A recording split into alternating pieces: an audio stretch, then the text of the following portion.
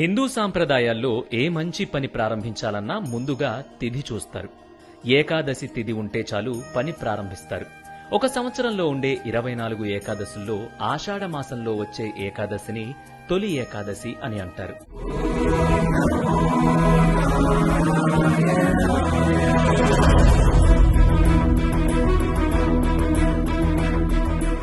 హిందువులు దీన్నే తొలి పండగగా పరిగణిస్తారు. పురాణాల ప్రకారం ఆషాఢమాసంలో పౌర్ణమి ముందు వచ్చే ఏకాదశి రోజు శ్రీ మహావిష్ణువు యోగ నిద్రలోకి వెళ్తాడు. స్వామి నిద్రకు ఉపక్రమించే రోజు కాబట్టి దీన్ని శయన ఏకాదశి అని కూడా అంటారు. తొలి ఏకాదశి రోజు యోగ నిద్రలోకి వెళ్లే స్వామివారు మళ్లీ 4 నెలల తర్వాత అంటే కార్తీక శుద్ధ ఏకాదశి రోజున మేల్కొంటారు. ఈ 4 నెలల్ని చతుర్మాసాలుగా వ్యవహరిస్తారు. ఈ 4 నెలలు స్వామివారు పాతాళలోకంలో బలిచక్రవర్తి వద్ద ఉండి కార్తీక పౌర్ణమి నాడు తిరిగి వస్తారని పురాణగాథ ఒకటి ప్రాచుర్యంలో ఉంది.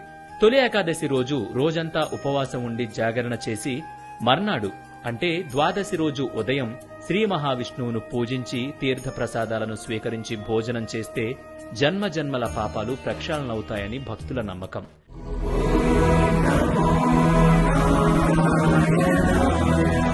కృతయుగంలో మురాసురుడనే రాక్షసుడు బ్రహ్మవరంతో దేవతలను ఋషులను హింసించాడని మరో కథ ప్రాచుర్యంలో ఉంది.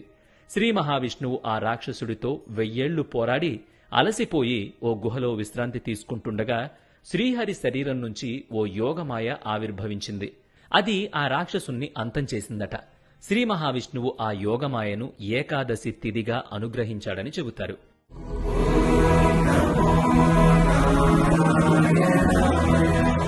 ఏకాదశి అంటే 11. 5 జ్ఞానేంద్రియాలు, 5 కర్మేంద్రియాలు, మనస్సు అన్నీ కలిపితే 11. వీటిని మనిషి తన ఆధీనంలోకి తీసుకువచ్చి అన్నిటినీ ఒకటిగా చేసి అప్పుడు దేవుడికి నివేదన చెయ్యాలి. దీనివలన మనిషికి సహజంగా అలవడే బద్ధకం దూరమవుతుందని, రోగాలు దరిచేరకుండా ఉంటాయని, ఇంద్రియ నిగ్రహం పెరుగుతుందని చెబుతారు.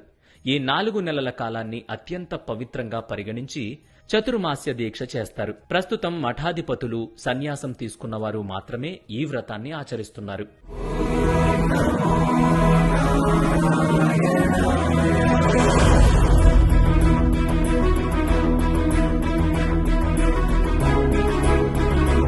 చతుర్మాస్య దీక్ష చేపట్టిన వారు 4 నెలల పాటు ప్రయాణాలు చెయ్యరు. కామ క్రోధాలను వదిలిపెడతారు. ఆహారం విషయంలో కొన్ని నియమాలు పాటిస్తారు. ఈ నెలలోనే ప్రకృతిలో, పర్యావరణంలో మార్పులొస్తాయి. శరీరానికి జడత్వం వచ్చి అనేక రోగాలు చుట్టుముడతాయి. ఉపవాసం వల్ల జీర్ణకోశం పరిశుద్ధమై శరీరం నూతనోత్తేజాన్ని సంతరించుకుంటుంది. ఇంద్రియ నిగ్రహాన్ని కలిగిస్తుంది. క్లిష్ట పరిస్థితుల్లోనూ భయంకరమైన రోగాలు వచ్చినప్పుడు విపరీతమైన పరిస్థితులను ఎదుర్కోవడం కోసమే ఈ కఠిన ఉపవాసాలు, ఆచారాలు ఏర్పడ్డాయి. ఈ సాంప్రదాయంతో కేవలం భక్తి మాత్రమే కాదు, ఆరోగ్యం కూడా ఎంతో చక్కగా ఉంటుంది. ఇది తొలి ఏకాదశి ఉపవాసం వెనుకున్న కథ. మన వే2న్యూస్ యూజర్స్ అందరికీ తొలి ఏకాదశి శుభాకాంక్షలు.